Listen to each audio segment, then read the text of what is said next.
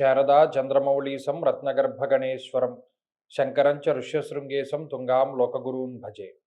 శృంగేరి శారదాపీఠ ఉభయ జగద్గురువుల యొక్క పాదపద్మాలకి నమస్కారం చేసుకుంటూ, అలాగే జ్యోతిష్ శాస్త్రాన్ని భావితరాల వారికి ప్రసాదించిన ఋషుల యొక్క పాదపద్మాలకి, నాకు ఈ జ్యోతిష్య విద్యను అందించినటువంటి గురువులు జ్యోతిష్య బ్రహ్మ కీర్తిశేషులు శ్రీ ఈరంకి సూర్యనారాయణమూర్తి గారు, సూర్యశ్రీ దైవజ్ఞ గారి యొక్క పాదపద్మాలకి నమస్కారం చేసుకుంటూ, ఓం శ్రీ మహాగణాధిపతే నమః, శ్రీ గురుభ్యో నమః, హరి ఓం.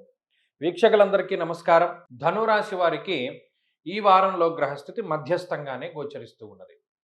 అష్టమ స్థానమందు కేవలం గురుగ్రహం మాత్రమే ఉన్నారు. గతంలో అష్టమంలో ఎక్కువ గ్రహాలు ఉన్నాయి, దానివల్ల చాలా ఇబ్బందులు పడ్డారు.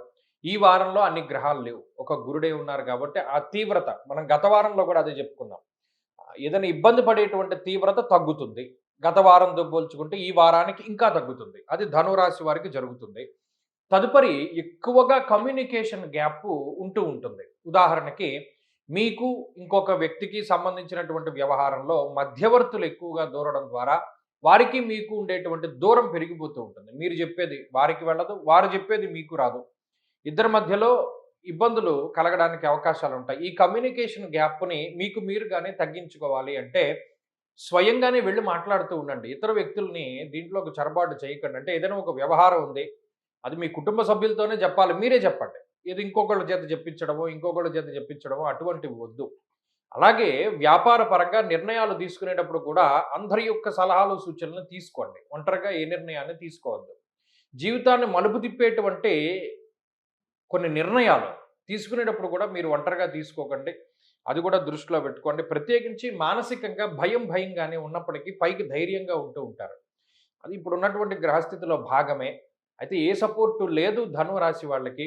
అటు కుటుంబ సభ్యుల నుండి లేదు, బయట నుండి లేదు, భగవంతుడి దగ్గర నుండి లేదు. ఎందుకంటే భగవంతుడి దగ్గర నుండి అంటే గ్రహరూపి జనార్దన.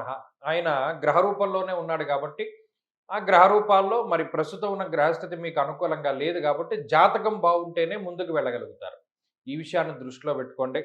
ప్రత్యేకించి గ్రహస్థితిని కొంచెం ఈ దోషాలు తగ్గించుకోవడానికి ఎక్కువగా భగవన్నామాన్ని జపిస్తూ ఉండడం, స్తోత్ర పారాయణ అధికంగా చేస్తూ ఉండడం. ఎందుకంటే ఇటు ఉద్యోగపరంగా, వ్యాపార పరంగా ఒత్తిడి పెరుగుతూనే ఉంటుంది. శ్రమని మించి అంటే మీకు రావాల్సినటువంటి ఫలితం ఏదైతే ఉన్నదో అది మీ శ్రమని బట్టి కాకుండా చాలా తక్కువ స్థాయిలోనే ఫలితం వస్తూ ఉంటుంది. అధికమైన శ్రమ ఉంటుంది. అదృష్టం తక్కువగా ఉండడం ఇవన్నీ కూడా గమనించవచ్చు. కాబట్టి దాన్ని పెంచుకోవడానికే ఏం చేస్తారు అంటే ఎక్కువగా దక్షిణామూర్తి ఆరాధన, దత్తాత్రేయ స్వామి వారి యొక్క ఆరాధన చేస్తూ ఉండడం చెప్పదగినటువంటి సూచన. ఈ వారంలో కలిసొచ్చేటువంటి రోజు సోమవారంగా చెప్పవచ్చును. అదృష్ట సంఖ్య 1, అదృష్ట వర్ణము తెలుపు. తదుపరి మకర రాశి.